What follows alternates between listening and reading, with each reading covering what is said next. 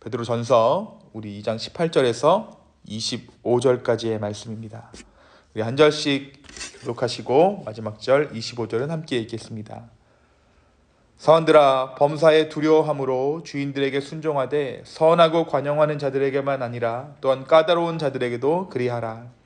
부당하게 고난을 받아도 하나님을 생각함으로 슬픔을 찾으면 이는 아름다우나 죄가 있어 매를 맞고 참으면 무슨 칭찬이 있으리요. 그러나 선을 행함으로 고난을 받고 참으면 이는 하나님 앞에 아름다우니라. 이를 위하여 너희가 부르심을 받았으니 그리스도도 너희를 위하여 고난을 받으사 너희에게 본을 끼쳐 그 자취를 따라오게 하려 하셨느니라. 그는 죄를 범하지 아니하시고 그 입에 거짓도 없으시며 욕을 당하시되 맞대어 욕하지 아니하시고 고난을 당하시되 위협하지 아니하시고 오직 공의로 심판하시는 이에게 부탁하시며 친히 나무에 달려 그 몸으로 우리 죄를 담당하셨으니 이는 우리로 죄에 대하여 죽고 의에 대하여 살게 하려 하심이라. 그가 채찍에 맞음으로 너희는 나음을 얻었나니 너희가 전에는 양과 같이 길을 잃었더니 이제는 너희 영혼의 목자와 감독 되신 이에게 돌아왔느니라. 아멘. 오늘은 베드로전서 2장 18절에서 25절까지의 말씀을 함께 묵상하는데요. 우리가 어제 우리 말씀을 함께 묵상하면서 우리 크리스찬들이 세상에 대해서 어떻게 반응하고 이 세상을 어떻게 바라봐야 하는지 그것에 대해서 우리가 함께 생각해 볼 수 있었어요. 베드로가 우리에게 인간의 법에 어떻게 하라고 이야기합니까? 순종하라고 이야기합니다. 그리고 세워진 왕이나 총독에게 복종하라고 이야기하죠. 부당하고 연약해 보이는 인간의 법을 우리가 순응해야 하는 이유는 하나님께서 허락하지 않으셨다면 그 법이 설 수 없었고 우리의 왕이 우리의 총독이 될 수 없었기 때문입니다. 바로 하나님의 다스리심을 인정한다면 하나님께 대한 순종의 차원에서 우리는 세상의 법 그리고 이 땅의 왕들과 총독들을 향해 순종해야 합니다.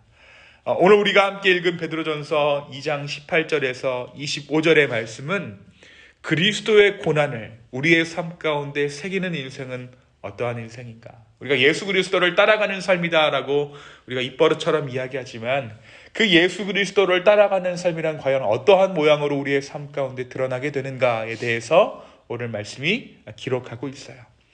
오늘 말씀 18절에 사환들아라고 베드로가 부르고 있습니다. 이 18절의 사환이란 관청이나 공공기관이나 개인 집에 고용되어서 심부름하는 사람들을 의미해요. 특별히 성경은 바울과 모세를 사환이라고 부릅니다. 예수 그리스도의 사환, 또 예수 그리스도 그분을 하나님의 사환되었다라고 고백하고 있는 성경 구절이 히브리서 가운데 등장합니다.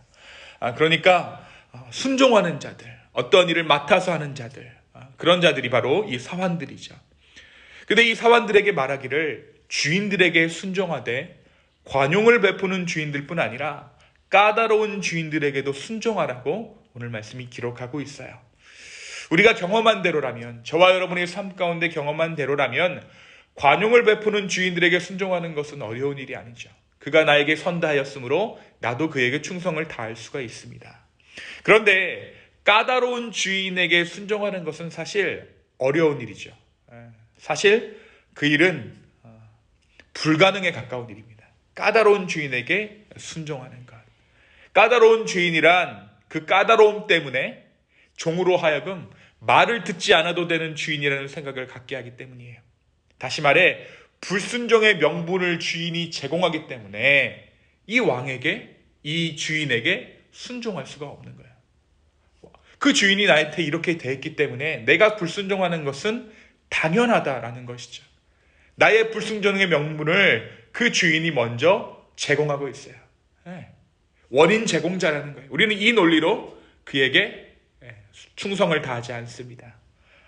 하지만 베드로는 이렇게 까다로운 주인에게까지도 우리가 순종해야 한다라고 이야기하고 있어요.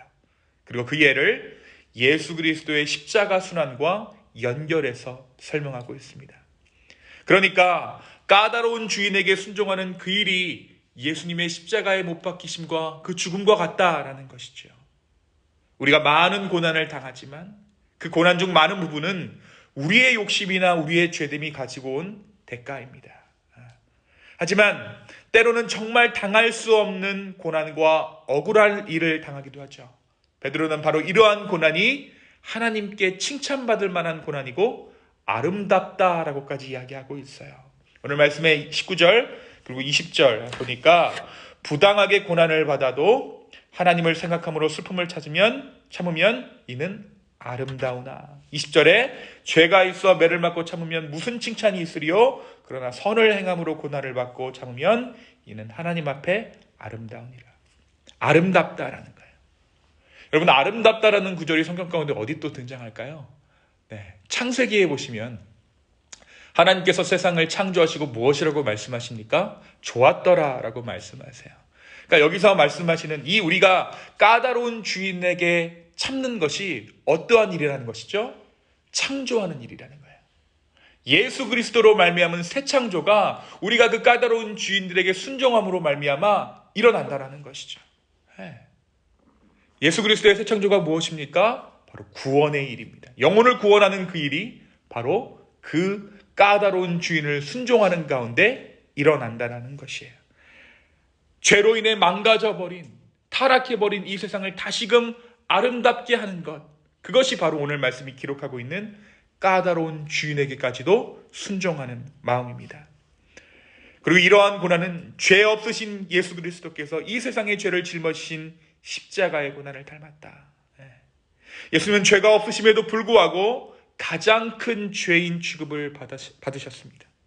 그것도 자기가 먹이고 자기가 병 고쳐주고 심지어 죽은 자를 살려주었던 인간들에게 그러한 취급을 받으셨어요. 이 예수님의 길을 따라가는 것이 바로 저와 여러분의 믿음이라고 오늘 말씀이 기록하고 있습니다. 사랑하는 성도 여러분, 우리가 살다 보면 이유 없는 고난 당할 때가 있습니다. 못된 상사를 만나서 그럴 수도 있고요. 성격이 고역한 사람을 만나서 정말 인간관계 가운데 우리가 어려움을 당하기도 해요.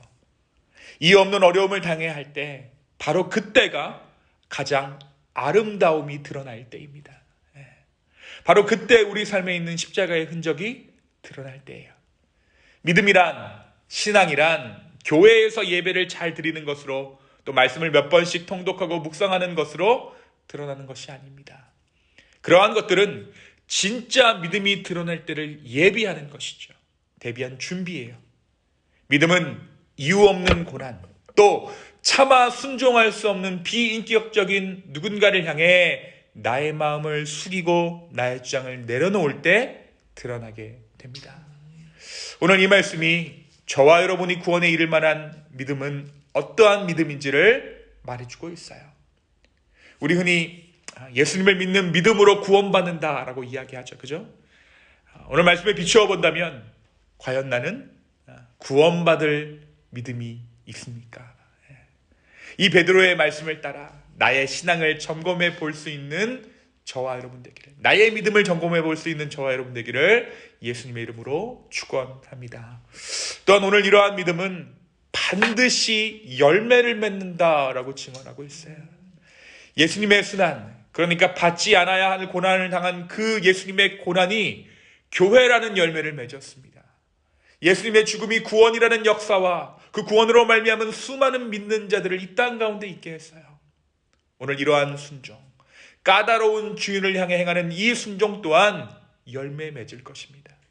그것은 가족의 구원이나 이웃의 구원, 또는 나의 용납되지 않은 과거를 향한 구원일 수 있어요. 이러한 열매들을 맺게 될 거예요. 참을 수 없는데 참는 것, 그것은 반드시 열매 맺습니다. 왜냐하면 그 일은 하나님께서 우리에게 열매 맺으라고 주신 환경이기 때문이에요.